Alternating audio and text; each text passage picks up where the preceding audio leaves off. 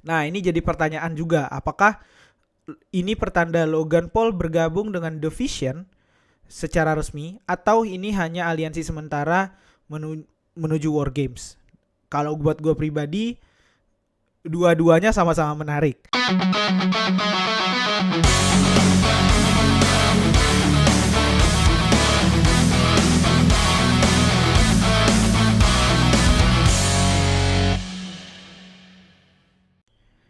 Selamat datang di WUI Podcast, part of WrestlingUniverse.id, podcast yang ngebahas semua hal tentang dunia WWE, apa yang terjadi dan mungkin akan terjadi. Bersama gue Fus Hilmi, setiap Senin dan Kamis pagi hadir untuk ngebahas apa yang terjadi di dunia WWE. Sebelum gue lanjut, jangan lupa follow WUI Podcast di Spotify, bisa juga dengan subscribe YouTube channel Wrestling Universe Indonesia, dan jangan lupa follow Instagram dan TikTok @WI Podcast.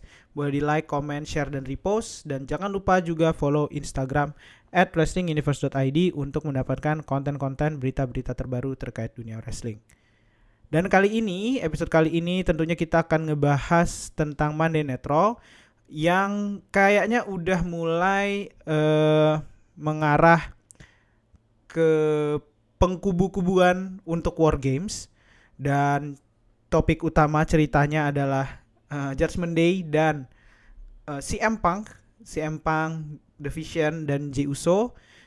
Mari kita buka pembahasan pertama dari Judgment Day.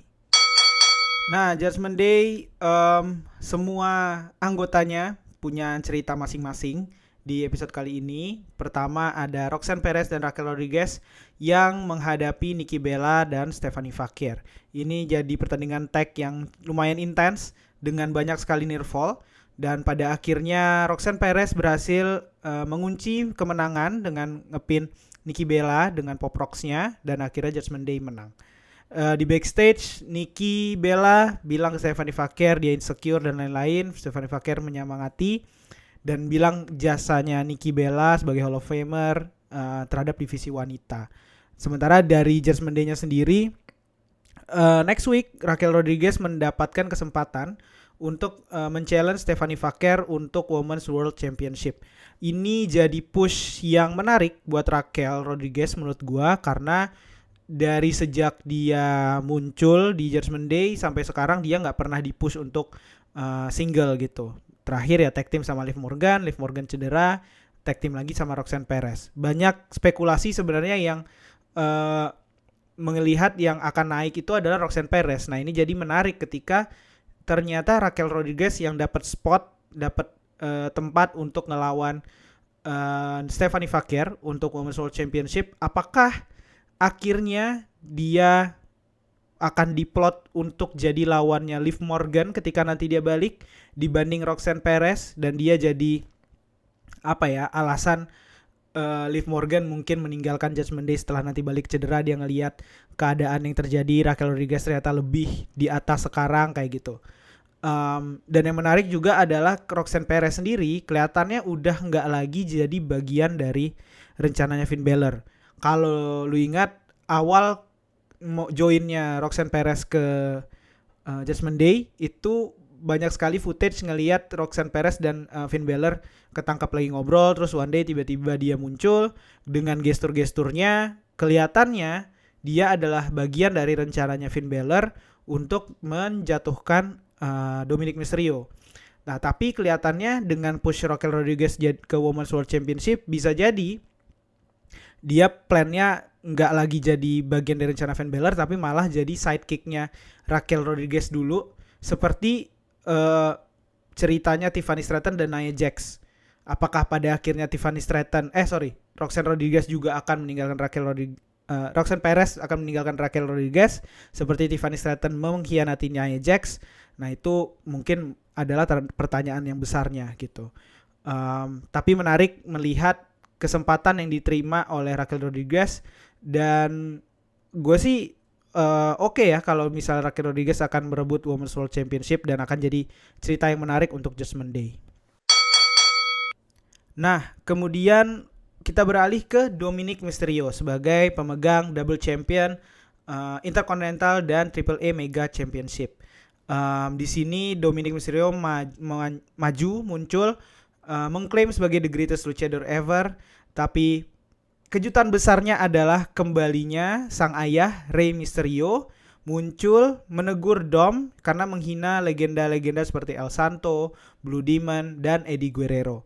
Yang menarik adalah ketika waktu disebut Eddie Guerrero, Dominic marah dan bilang jangan sebut nama ayah saya gitu. Ya ini gimmick cerita yang gua pribadi udah sampai di titik percaya sih dengan semua trik dan gimmick caranya Dom main gitu ya. Gue udah sampai di titik percaya emang kayaknya Dominic Mysterio ini anaknya Eddie Guerrero gitu. Dan jadi nyambung juga dengan klaimnya dia sebagai the greatest Mysterio ever gitu. Yaitu dia mau mendethrone kasarnya Rey Mysterio yang udah Hall of Fame gitu. Konfrontasi ini berujung Dominic Mysterio yang kena 619 dari Rey Mysterio. Nah ini adalah jujur aja prediksi yang tidak diduga dan mungkin akan terjadi jadinya. Gue pernah bilang di beberapa episode lalu, gue bilang dethrone-nya Dominic Mysterio itu salah satunya adalah kembalinya Rey Mysterio dan berujung dengan pertandingan winner takes all. Dan ini dengan konfrontasi seperti ini, gue sih ngelihatnya bisa jadi terjadi mungkin di War Games atau mungkin sebelumnya gitu. Mengingat di War Games kayaknya Dominic Mysterio dan Judgment Day tidak akan ngambil bagian, bisa jadi ceritanya Judgment Day ini jadi salah satu yang akan dinaikin di War Games, winner takes all, Rey Mysterio dan Dominic Mysterio, termasuk mungkin klaim sebagai greatest luchadornya, sebagai greatest Mysterio-nya gitu. Pokoknya winner takes all lah di War Games. Kenapa ini jadi menarik juga? Karena di backstage setelahnya Dominic Mysterio tuh frustasi, kemudian jadi tensi di Judgment Day gitu ya, karena si Finn Balor dan Jimmy McDonagh sedang mempersiapkan diri untuk menghadapi tag team title match dengan AJ Styles dan Dragon Lee.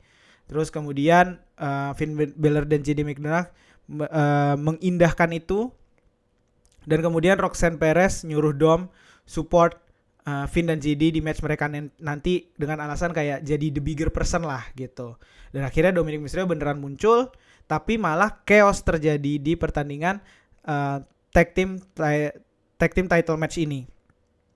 Karena Sheamus juga muncul setelah dia dikalahkan sama JD McDonagh di minggu lalu karena juga dengan intervensinya Finn Balor. Terus kemudian mengganggu Dominic Mysterio yang tadinya mau membantu Finn Balor jadi McDonagh gitu. Sampai akhirnya Styles Clash dari AJ Styles, dan akhirnya AJ dan Dragon Lee berhasil mempertahankan title World Tag Team Championship. Nah, apakah kehadiran Dom yang bisa dibilang mengganggu pertandingan dilihat sama Finn Balor dan JD McDonagh sebagai Dom yang menggagalkan kesempatan? Nah, kalau iya, bisa jadi ketika di War Games melawan Rey Mysterio nanti jadi momentum Dominic akan dikhianati oleh Finn Balor dan JD McDonagh yang membuat dia kehilangan 2 gelarnya sekaligus. Itu bisa jadi terjadi mengingat JD McDonagh yang tadinya paling netral sekarang pun sudah siding kasarnya ke Finn Balor, menurut gua gitu. Nah, makanya ceritanya Judgment Day ini akan jadi menarik jika benar ditampilkan nanti di War Games. Nah, itulah dari Judgment Day. Kemudian sebelum kita masuk ke pembahasan utama main event kita, ada juga pertandingan El Grande Americano melawan Penta yang tentunya dengan intervensi Los Americanos, Bravo dan Rayo, laga yang penuh trik. Tapi yang menarik adalah El Grande Americano yang nyelipin plat besi di topengnya kali ini gagal menghajar Penta. Biasanya dengan nyelipin plat besi itu El Grande atau juga Dom juga pernah, Dominic Mysterio itu selalu berhasil membuat kalah lawannya. Tapi kali ini Penta tuh selalu berhasil ngelak dan gagal dihajar, dan malah Penta berhasil menang dengan pile driver dengan El Grande masih ada plat besinya gitu. Jadi damage-nya lebih gitu. Nah, ini jadi menarik karena kayaknya Penta satu-satunya sejauh ini yang selamat dari plat besi itu. Apakah ada kelanjutannya? Belum tahu. Dan kemudian ada juga pertandingan Bailey dan Lyra Valkyria melawan Kabuki Warriors. Match yang cukup panjang dan chaos ya. Dan tapi pada akhirnya Kabuki Warriors berhasil menang dengan Asuka Lock. Tapi kemudian Charlotte Flair dan Alexa Bliss muncul setelah match dan face to face dengan Kabuki Warriors. Kayaknya kalau nggak salah minggu depan akan ada Women's Tag Team Championship match antara Kabuki Warriors dan Alexa Bliss dan Charlotte Flair. Cuman gue lupa apakah udah official apa belum. Nah yang menarik sebenarnya adalah Asuka dari Kabuki Warriors itu bisa dibilang dari minggu lalu sampai pertandingan ini juga sengaja berusaha tidak menyerang Bailey. Nah ini jadi pertanyaan banyak orang, apakah ini caranya Asuka untuk mungkin ngajak Bailey nanti di War Games ke sisinya dia, ke timnya dia, atau ada trik lain gitu. Karena sebenarnya kalau di promonya Kabuki Warriors, di videonya mereka menegaskan dominasi mereka dan mengincar tag titles. Dan ini sama dengan kayaknya apa yang dituju Bailey dan Lyra Valkyria gitu. Dan Asuka pun juga bilang di video itu mengingatkan Bailey bahwa kebaikan Empress tidak selamanya. Nah ini line yang bisa jadi penanda apakah Bailey jadi siding kayak mumpung Asuka lagi baik gue manfaatin gitu kasarnya. Atau enggak, kalau gue pribadi sih lebih pengen lihat dia jalan dengan Lyra Valkyria ya, dengan konsep pawang dan monster ini gitu. Karena so far sejak lawan siapa ya? Gue lupa yang Lyra Valkyria nampar Bailey terus Bailey langsung kepantik jadi monster gitu. Nah itu sejak saat itu belum pernah dipantik lagi kayak gitu. Dan gue happy banget waktu lihat proses dipantiknya itu. Jadi gue sih masih menunggu Bailey dan Lyra Valkyria dengan konsep pawang dan monster ini. Nah, mari kita berlanjut ke main event kita yang cukup panjang ceritanya antara CM Punk, Jey Uso dan The Vision, yaitu Bron Breakker dan Bronson Reed. Sebenarnya dimulai dengan opening segmen dari CM Punk di episode Monday Night Raw kemarin. Penampilan pertama dia sebagai World Heavyweight Championship. Kemudian di segmennya itu juga dia mention beberapa calon lawan yang dia sebut. Bron Breakker, Bronson Reed, AJ Styles, Sheamus, Finn Balor, JD McDonagh, bahkan John Cena. Nah dia bilang kayak siapapun gue akan lawan gitu. Terus tiba-tiba yang muncul adalah Logan Paul meminta title shot gitu. CM Punk menolak. Dan kemudian muncul juga Paul Heyman membawa Bron Breakker dan Bronson Reed. Juga menantang CM Punk gitu. Nah kemudian konfrontasi memanas, Bron Breakker dan Bronson Reed menyerang Logan Paul dan CM Punk di ring. Tapi Logan Paul awalnya kabur, tapi kemudian dia tetap balik membantu CM Punk, tetapi tetap chaos dan mereka tetap kalah gitu. Dan akhirnya di officialkan CM Punk. Oh belum. Jadi tadinya kita pikir kan ini biasanya, atau gua berpikir biasanya kayak gini akan berujung pada tag team CM Punk dan Logan Paul melawan Bron Breakker dan Bronson Reed. Tapi kemudian ada momen di backstage antara CM Punk dan Jey Uso, di mana Jey menawarkan bantuan untuk menghadapi The Vision, CM Punk setuju, dan akhirnya yang jadi official malah CM Punk dan Jey Uso melawan The Vision. Di sini sebenarnya agak visi ya, Jey Uso dengan karakter yang udah dibuild segitunya melawan CM Punk. Dia dengan sadar menawarkan bantuan itu sebenarnya buat gue agak fishy, tapi belum ada kejelasan di episode ini. Kemudian di belakang pun Paul Heyman juga coba memanipulasi Jey Uso, tapi Jey Uso menolak pengaruh Roman Reigns ataupun Paul Heyman saat itu gitu. Nah ini apakah pertanda Jey Uso akhirnya kembali ke face tetap, di mana dia digadang-gadang akan turn heel atau tidak gitu ya. Tapi dari momen ini sampai sini kelihatannya dia tidak jadi turn heel gitu. Nah kemudian masuklah ke main event CM Punk dan Jey Uso versus Bron Breakker dan Bronson Reed. Laga yang sangat fisik banget, dan menariknya CM Punk dan Jey Uso jadi kompak. Padahal di beberapa pertandingan sebelumnya mereka sangat clash. Jey Uso bahkan sampai yang beberapa kali bisa di dalam tanda kutip betraying CM Punk di atas ring gitu ya. Tapi dan menariknya match ini berakhir dengan double count out, di mana Bron Breakker dan Bronson Reed tidak menahan CM Punk dan Jey Uso di ringside gitu. Jadi tidak berakhir dengan ada pemenang. Nah, brawlnya berlanjut di luar ring, Breakker spear Jey Uso, kemudian Bronson Reed menyerang CM Punk, dan kemudian Logan Paul kembali muncul dengan bawa brass knuckle-nya. Jadi di ring CM Punk bawa kursi, Bronson Reed dan Bron Breakker juga kayaknya kalau nggak salah bawa kursi juga. Terus kemudian Jey Uso udah terkapar, Logan Paul muncul dengan brass knuckle-nya.